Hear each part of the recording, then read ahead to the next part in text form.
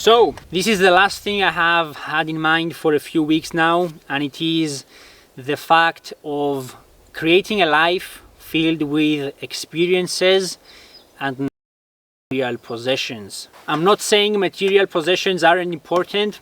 The Land Rover behind me is a material possession, the camera is a material possession, my phone is a material possession, and they all make each and every day better, but there is a limit to material possessions.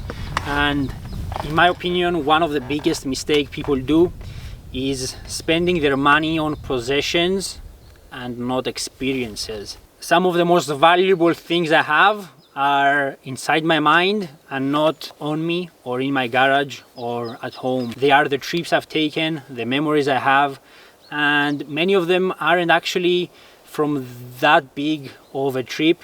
I mean, many of my best memories come from short 1-hour trips to the mountains near where I live with my mates, messing around with vehicles, getting stuck, breaking vehicles, and just laughing, seeing some wonderful views and having a great time together. Of course, the bigger trips through Greece, Bulgaria, or even the trips I've taken by plane to other countries, they also are some of the most valuable memories.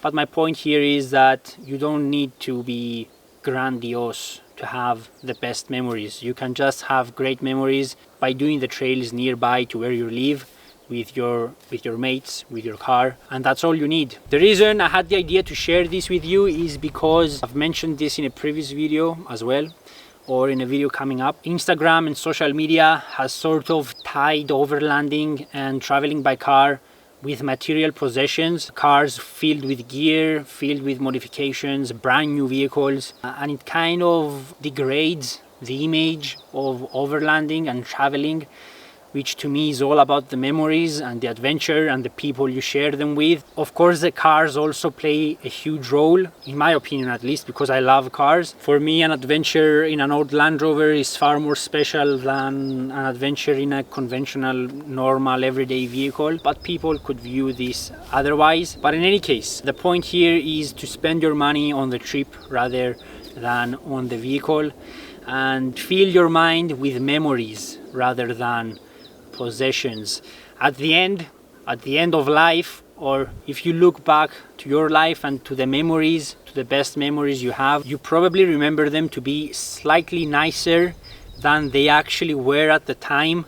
And I think all these nice memories that have been made even nicer in our heads, in aggregate, make life as a whole when you look back. And the more of those memories you have, and they do not have to be linked to traveling by car, they can be linked to anything, they can be linked to your job, to your family, to anything. Just as long as you have nice memories in your head, I think at the end you will be able to look back and say, yes, I had a good life, or I did something valuable with my life. It happens to me many times, thinking about trips or memories I have, and I am well aware that I remember them to be nicer than they actually were in the moment.